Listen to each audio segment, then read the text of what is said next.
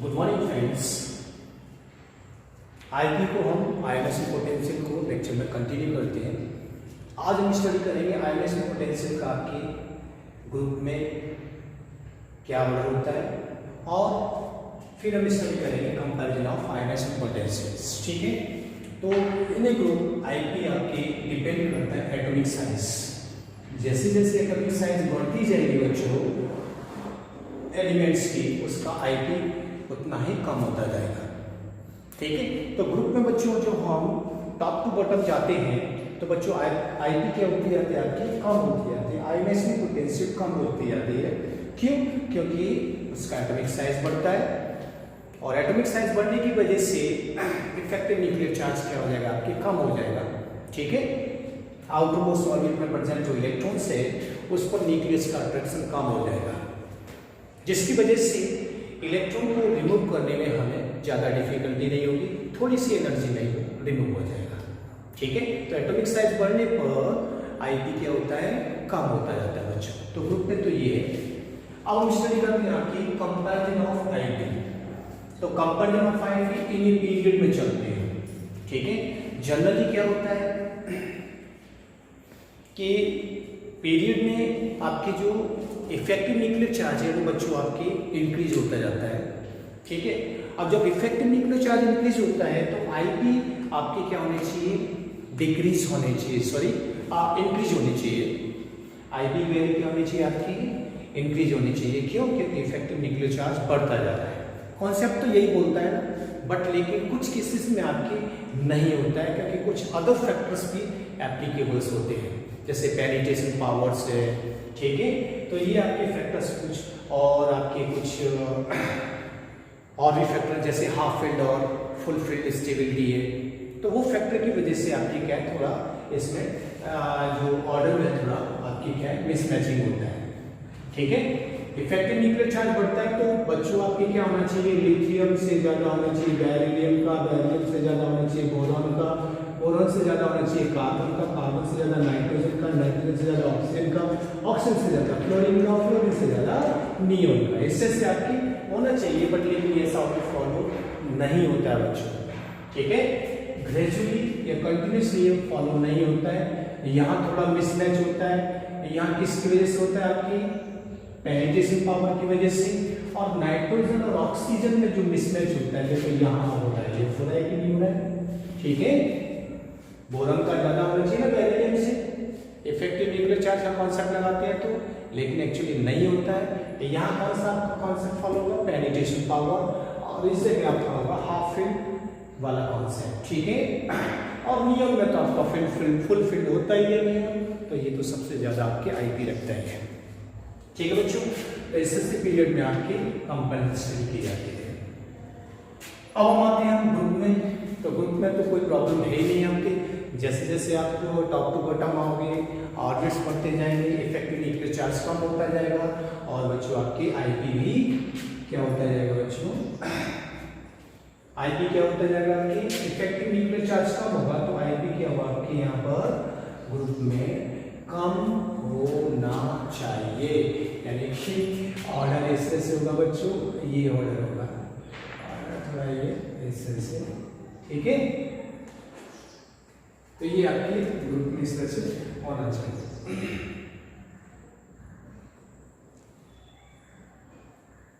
ठीक है, तो ये हो गया आपकी ग्रुप की बात हो गई। अब कुछ एक्सेप्शन है आपके ग्रुप में, जैसे आपकी आईपी ऑफ गैलियम और एल्यूमिनियम। ठीक है, तो एक्सेप्शन आपकी क्या है, गैलियम का आईपी एल्यूमिनियम से ज्यादा होता है। उसका रीजन क्या है, ड्यू टू ट्रांजिशन कॉन्ट्रैक्शंस। ठीक है ना, गैलियम का क्या होना चाहिए था, कम होना चाहिए, क्योंकि बोरॉन एल्यूमिनियम गैलियम नीचे की तरफ जा रहे हैं तो आईपी तो गैलियम का कम होना चाहिए। ठीक है, बट एक्चुअली क्या है, आपकी ट्रांजिशन कॉन्ट्रैक्शन की वजह से गैलियम का जो आईपी है वो एल्यूमिनियम से क्या हो जाता है, बढ़ जाता है। ठीक है, ओके। नेक्स्ट है आपकी 5D सीरीज के जो एलिमेंट्स हैं उनका आईपी 4D सीरीज के एलिमेंट से ज्यादा होता है। उसका रीजन है लेंथ एंड कॉन्ट्रैक्शन, जो भी आप स्टडी कर चुके हो। ठीक है, तो आपकी क्या है, जैसे टिटेनियम, टाइटेनियम और ज़िरकोनियम और हैफनियम। तो ऐसे तो साइज बढ़ता है, लेकिन यहाँ साइज क्या हो जाता है कि इक्वल हो जाता है, अप्रोक्सीमेटली इक्वल हो जाता है इनका, ठीक है। और ये किस वजह से होता है, आपके लैमिनार कॉन्ट्रैक्शन की वजह से, ओके। और जिसकी वजह से हैफनियम का जो है वो आईपी ज़िरकोनियम से क्या होता है, ज़्यादा होता है। कहने का मतलब है आपके 5D सीरीज के जो एलिमेंट्स हैं उनका आईपी 4D सीरीज के एलिमेंट से ज़्यादा होता है, ठीक है बच्चों। तो ये तो आपकी कंपैरिजन स्टडी हो चुकी है कि आईपी की कंपैरिजन स्टडी कैसे कैसे आपकी क्या क्या इफेक्ट होता है। नेक्स्ट है आप इस आईपी का एप्लीकेशन क्या है, हम इसको स्टडी कर रहे हैं तो इसको हम कहाँ अप्लाई कर सकते हैं। एक है आपकी मेटेरिक कैरेक्टर्स, ठीक है। हमें किसी भी एलिमेंट्स का मेटेरिक कैरेक्टर्स अगर मालूम करना है तो हम आईपी के थ्रू मालूम कर सकते हैं, ठीक है। यानी कि जिसका आईपी वैल्यू ज़्यादा है, आयनाइजिंग पोटेंशियल ज़्यादा है, उसका मेटेरिक कैरेक्टर्स कम होगा, यानी कि वो आपका मेटल नहीं होगा, ओके। तो जैसे जैसे टॉप लेफ्ट टू राइट जाते हैं, जैसे देखो लेफ्ट टू राइट जाते हैं तो देखो इनका आईपी ज़्यादा है, तो ये सब क्या है, नॉन मेटल के, carbon, oxygen, nitrogen, fluorine, neon, ये सब क्या आपके नॉन मेटल्स हैं बच्चों, ठीक है।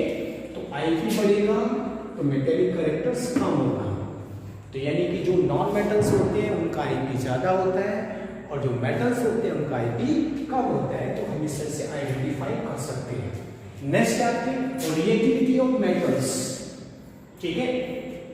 अगर आईपी ज़्यादा है तो रिएक्टिविटी क्या कम होगी, वो कम रिएक्ट करेंगे। तो नॉन मेटल्स क्या होते हैं, उनका आईपी ज़्यादा होता है, ठीक है, तो उनकी रिएक्टिविटी क्या होती है, कम होती है।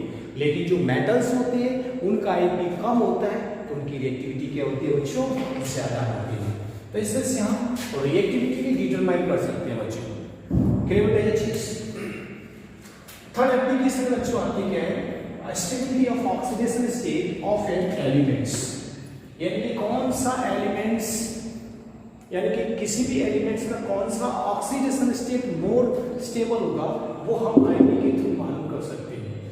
तो पहला ही पॉइंट है इसमें, अगर मान लो सक्सेसिव आयनाइजेशन एनर्जी का डिफरेंस, अगर मान लो सक्सेसिव आयनाइजेशन एनर्जी, सक्सेसिव का मतलब समझते ना, एक के बाद एक इलेक्ट्रॉन को रिमूव करना, ठीक है ना। जैसे फर्स्ट निकाला तो उसकी आयनाइजेशन एंथैल्पी, सेकेंड इलेक्ट्रॉन्स निकाला तो उसकी आयनाइजेशन एंथैल्पी, तो दोनों ही आयनाइजेशन एंथैल्पी का अगर डिफरेंस 16 इलेक्ट्रॉन वोल्ट के इक्वल या फिर इससे ज्यादा आता है तो बच्चों lower oxidation state more stable होगी, ठीक है।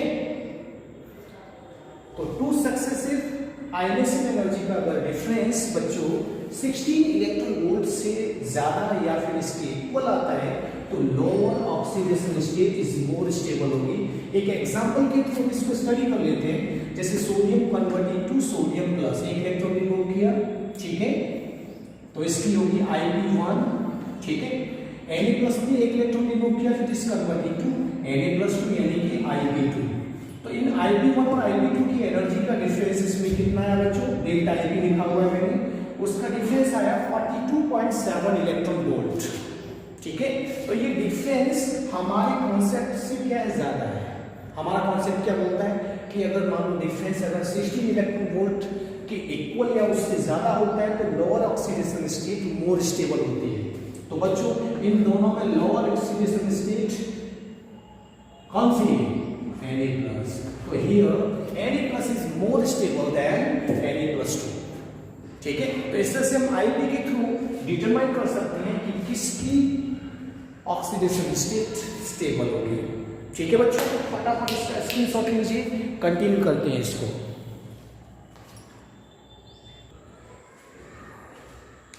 बच्चों नेक्स्ट है इसमें, नेक्स्ट पॉइंट है इसके अंदर, if the difference between two successive ionizing potential, ठीक है, two successive IV of an element is less than or equal to 11 electron volt, तो then its higher oxidation state is stable, ठीक है। अगर मान लो दो ऐसी स्पीशीज है कि जिनके ऑक्सीडेशन स्टेट में अगर 11 या 11 से कम या फिर उसके इक्वल इलेक्ट्रॉन एनर्जी का डिफरेंस है तो उसकी higher oxidation state is more stable होगी बच्चों।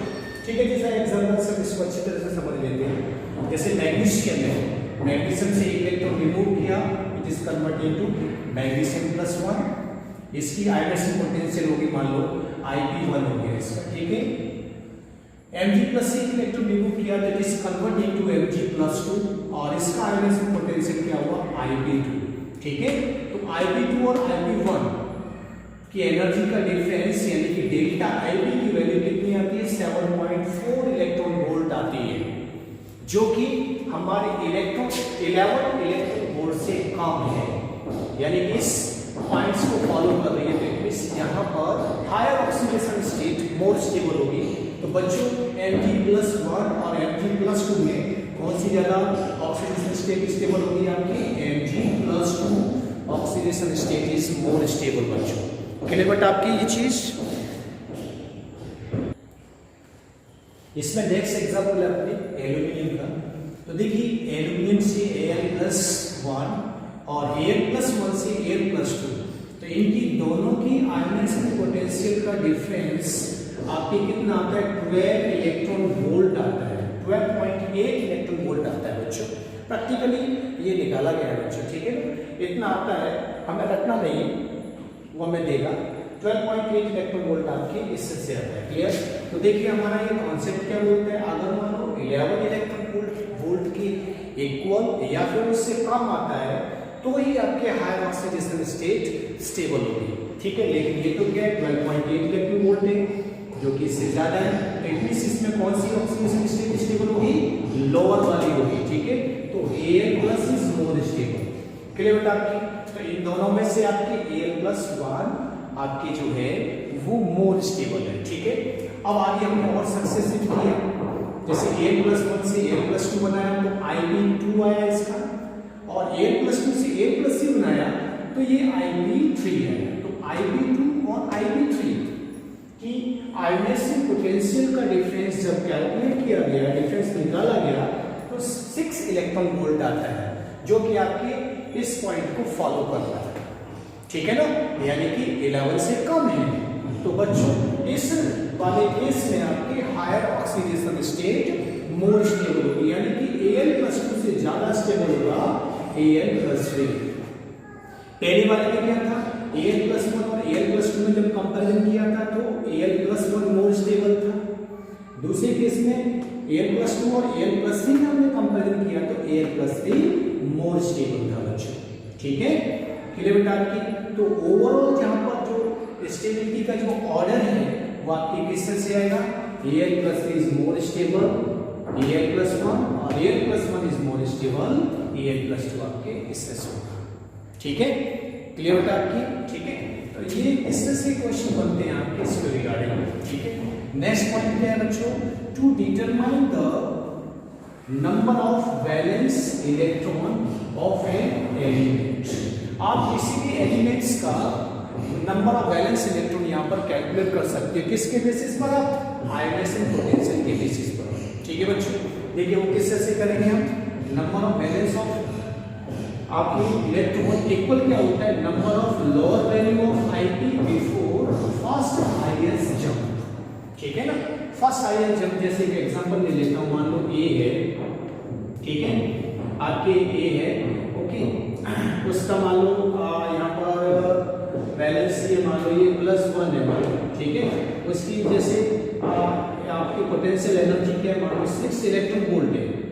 जैसे उसने जंप किया मान लो जैसे A है, उसने जंप किया +2 में, तो उसका यानी कि जो इलेक्ट्रॉन को निकालने के लिए जो एनर्जी है वो मान लो ले ली गई आपके 50 इलेक्ट्रॉन वोल्ट। तो देखिए हाईएस्ट जंप हो रहा है कि नहीं हो रहा है, हाईएस्ट जंप हो रहा है कि नहीं हो रहा है आपके 6 से directly 50 electron volt, this is the highest jump. ठीक है, तो मैंने क्या बोला कि फर्स्ट हाईएस्ट जंप ये होगा।